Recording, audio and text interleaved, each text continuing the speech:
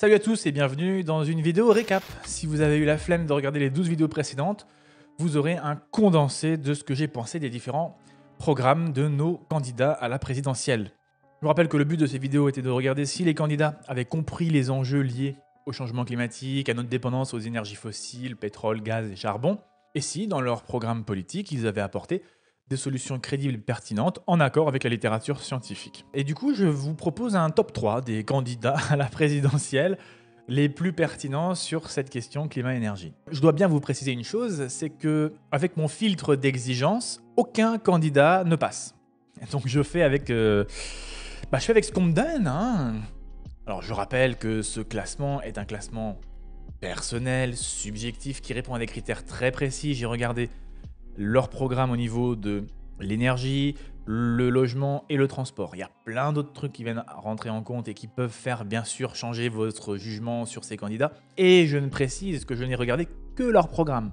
Je ne tiens pas compte du tout de ce qu'ils ont pu dire en interview, lors de meetings ou quoi que ce soit. C'est la faiblesse de mon analyse, je le sais. Alors en numéro 3, j'ai décidé de mettre Emmanuel Macron. Peut-être que ça peut vous surprendre, mais sa politique du « en même temps », dans le cas du système énergétique, a un avantage incroyable, c'est qu'il ne néglige rien. Il veut faire du nucléaire, et il veut faire également des renouvelables. Et il veut négliger ni l'un ni l'autre. Et donc finalement, c'est celui qui, d'un point de vue d'approvisionnement en électricité, a la vision la plus fiable et la plus sécurisante sur les années à venir. Comme quoi, sa politique du « en même temps » a des bons côtés. Par contre, et c'est là où tout s'effondre et c'est pour ça qu'il se hisse péniblement à la 3e place, sur le reste, c'est une catastrophe.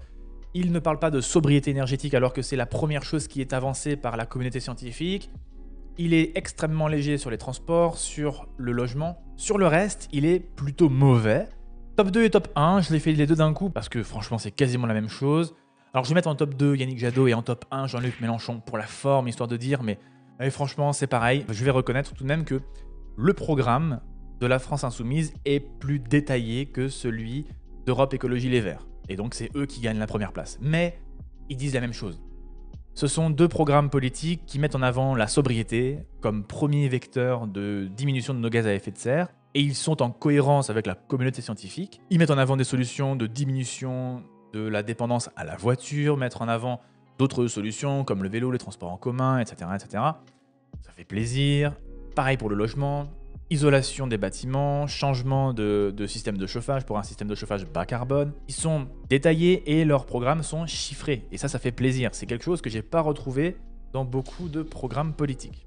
Par contre, le point faible pour moi, c'est la vision qu'ils ont du système électrique français de demain. Ils ont pris le pari de faire une sortie du nucléaire le plus rapidement possible au profit d'un 100% renouvelable également le plus rapidement possible. Aujourd'hui, avec le développement actuel des énergies renouvelables, c'est un pari extrêmement risqué parce qu'il y a énormément d'interrogations autour de ces technologies. Je peux soulever des problématiques comme par exemple le fait d'accepter que des éoliennes soient implantées près de chez soi ou en mer, qui sont en général des installations qui soulèvent beaucoup de protestations locales, et donc ça retarde les installations, voire même ça les délocalise. La question des disponibilités en matériaux est également une question très importante parce que ce sont des installations qui ont besoin d'énormément de métaux. Et moi, il y a une question que je ne peux pas m'empêcher de me poser.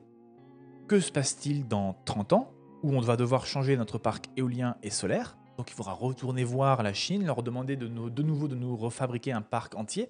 Et qu'est-ce qui se passe s'ils refusent?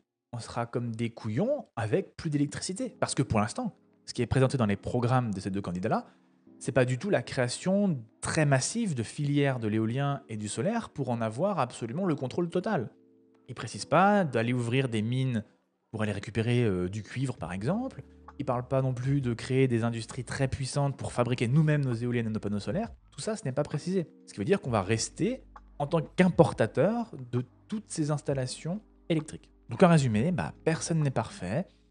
Je crois naïvement pour l'instant que ceux qui ont mieux compris la problématique globale sont plus pertinents pour mettre en place des solutions intéressantes et pertinentes. Il faut se contenter du moins pire. Je terminerai par une critique pour tous les candidats.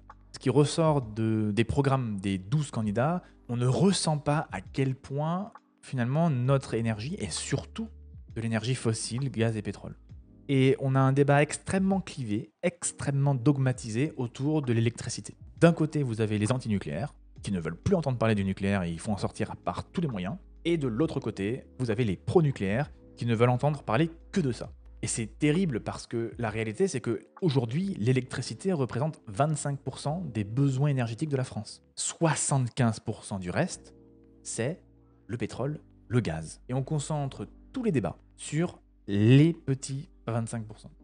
Et de manière globale, c'est plutôt, encore une fois, parce que c'est pas nouveau, un acte raté sur la prise de conscience de qu'est-ce qui alimente notre société au quotidien. Voilà, j'ai terminé avec cette série de vidéos, j'ai bien aimé la faire, ça m'a permis de me forcer moi-même à me plonger dans les programmes politiques des différents candidats, chose honnêtement que j'aurais certainement pas faite, en tout cas pas à ce point, si j'avais pas dû faire les vidéos derrière. Donc j'espère que ça vous a plu, que vous avez appris des trucs, et puis voilà, prenez soin de vous, et ciao!